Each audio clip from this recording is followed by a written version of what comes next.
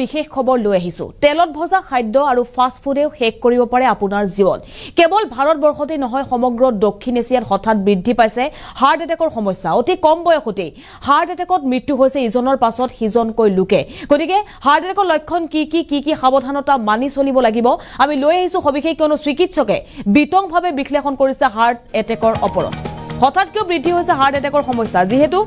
ভাৰতবৰ্ষৰ বিভিন্ন প্ৰান্তৰ লগতে সমগ্ৰ দক্ষিণ এছিয়াতে হাৰ্ট এটেকৰ সমস্যা বৃদ্ধি হোৱা দেখিবলৈ পোৱা গৈছে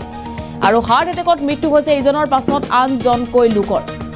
হঠাৎ হাৰ্ট এটেকৰ সমস্যা দেখি চিন্তিত হৈ পৰিছে বিশ্বৰ বহু লোক অতি কম বয়সতে যেটো হাৰ্ট এটেকত মৃত্যু হৈছে বহু লোকৰ হঠাৎ কিয় এনে হৈছে বা হাৰ্ট এটেকৰ সমস্যা কিয় বৃদ্ধি হৈছে সকলোৰে মনত হয়তো প্ৰশ্ন উত্থাপন হৈছে সময়মতে খাদ্য গ্ৰহণ নকৰিলেও বিপদ হ'ব পাৰে আপোনাৰ তেলত ভজা খাদ্য অধিক খালে ফাষ্ট ফুডেও আপোনাৰ জীৱন শেষ কৰিব পাৰে হাৰ্ট এটেকৰ লক্ষণ কি চিকিৎসকে বিতংকৈ বিশ্লেষণ কৰিছে সাইলেন্ট হাৰ্ট এটেক কি সেই কথা বিৱৰি জনাইছে চিকিৎসকে কি সাৱধানতা অৱলম্বন কৰিব কি নিয়ম মানি চলিব লাগিব চিকিৎসকে পৰামৰ্শ আগবঢ়াইছে যেহেতু হঠাৎ হাৰ্ট এটেকৰ সমস্যা বৃদ্ধি হোৱা দেখিবলৈ পোৱা গৈছে হাৰ্ট এটেকৰ সমস্যাৰ ওপৰত বিতং বিশ্লেষণ কৰিছে জিএমচিএইচৰ চিকিৎসক ডক্টৰ প্ৰণৱ জ্যোতি ভট্টাচাৰ্যই আৰু এই মুহূৰ্তত আমাৰ হাতত চিকিৎসক গৰাকীৰ মন্তব্য আহি পৰিছে মন্তব্য শুনক মানে হাৰ্ট এটেকৰ যোনটো প্ৰকোপ আমাৰ এটো কৰনাৰী ধমনী ৰোগ বুলি যোনটো কওঁ কম বয়স মানে আমি বুজাওঁ যে 40 পৰা 35 কম বয়সৰ মানুহৰো হাৰ্ট এটেক হোৱা দেখা গৈছে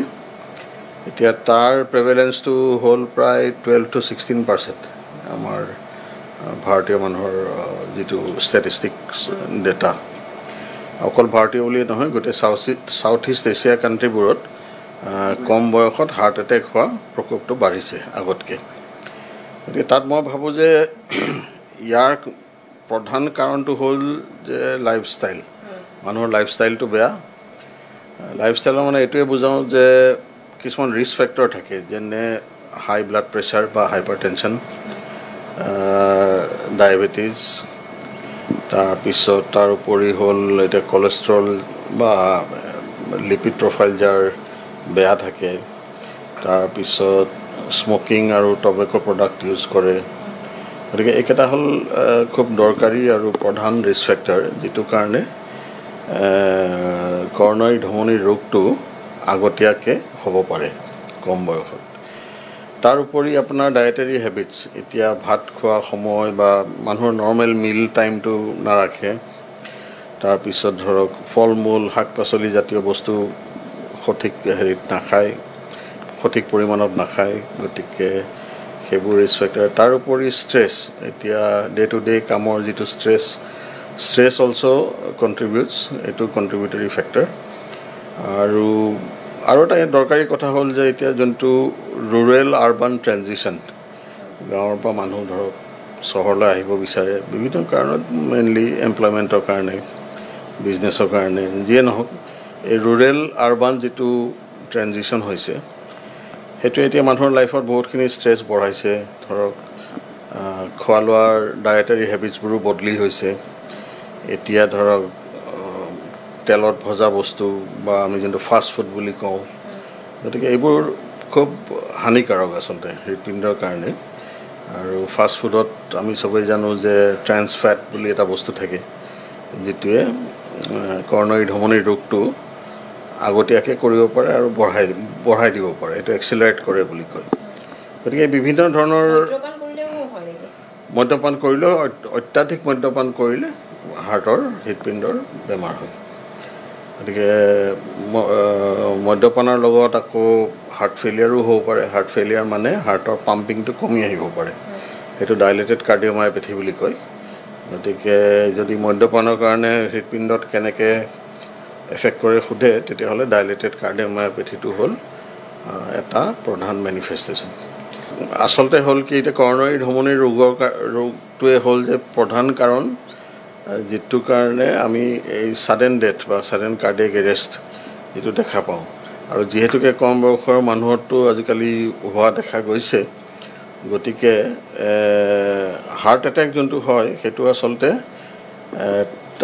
তাৰ লক্ষণসমূহ আমি জানিলে তেতিয়া এইটো এনালাইচিছ কৰিব সুবিধা হয়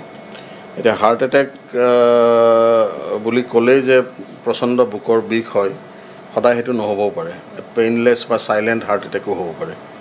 গতিকে চাইলেণ্ট হাৰ্ট এটেকত সাধাৰণতে কি হয় বুকৰ বিষ নাথাকে মানুহজন নৰ্মেলি কাম কৰি আছে বা আপোনাৰ শুনে যে কিছুমানে জিম কৰি থাকোঁতে বাগৰি পৰিলে গতিকে সেইবোৰ হ'ল চাইলেণ্ট হাৰ্ট এটেকত পৰে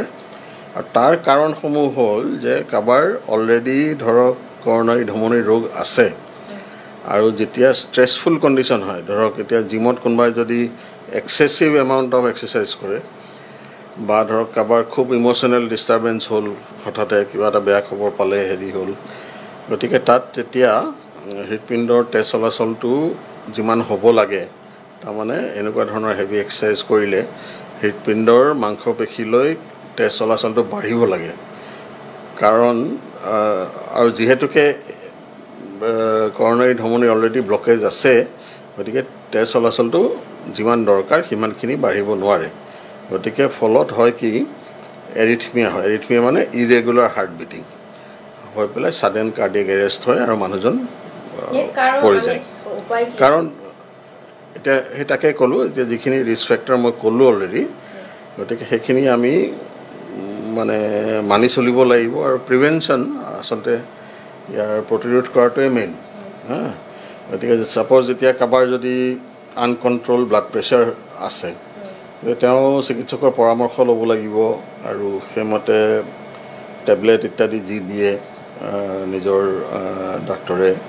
সেই পৰামৰ্শ মানি চলিব লাগিব টেবলেট খাব লাগিব সময়মতে ঠিক তেনেকৈ কাৰোবাৰ যদি ডায়েবেটিছ আছে গতিকে ডায়েবেটিছটো কণ্ট্ৰলত ৰাখিব লাগিব আকৌ চিকিৎসকৰ পৰামৰ্শ লৈ পেলাই টেবলেটেই হওক ইনচুলিনে হওক যিমতে এডভাইচ কৰে এডভাইচখিনি লৈ চলিব লাগিব ঠিক তেনেকৈ মই যে ক'লোঁ এতিয়া স্মকিং বা টবেকো প্ৰডাক্টছ বা অত্যাধিক মদ্যপান এইবোৰ বন্ধ কৰিব লাগিব টোটেলি তাৰপিছত আপোনাৰ সময়মতে খাব লাগিব কাৰোবাৰ যদি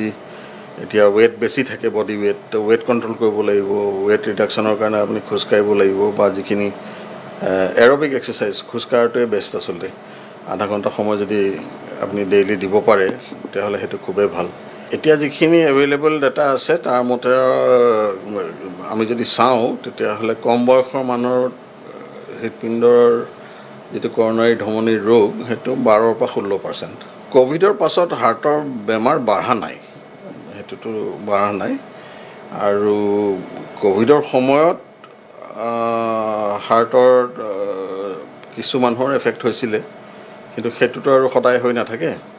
সেইটো হৈছিলে আৰু ৰিকভাৰী কৰিছে মেক্সিমামে তাৰে 2-এজন হয়তো কেজুৱেলিটি হ'ব পাৰে সেইটো বেলেগ কিন্তু তাৰ সিকুৱেলিটো বা তাৰ এফেক্টটো ইমান দিনলৈ নাথাকে কাৰণ কোভিড হৈ যোৱা ধৰক আজি 3 বছৰ বেছিয়ে হ'ল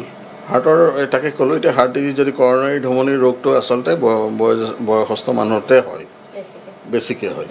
নতুনকৈ ঠিক ক'ব নোৱাৰি কিন্তু এইটো ধৰক যোৱা 2 দশকৰ পৰা দেখা গৈছে যে ক্ৰমান্বয়ে কম নৱপ্ৰজন্ম বা কম বয়সৰ হেৰিত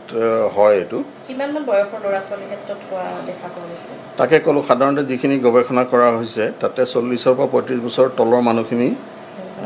গৱেষণা কৰা হৈছে গতিকে এতিয়া একেবাৰে কম বুলি ক'লে পাৰ্চনেল লেভেলত মইতো 18 বছৰীয়া ল'ৰা এটাও পাইছোঁ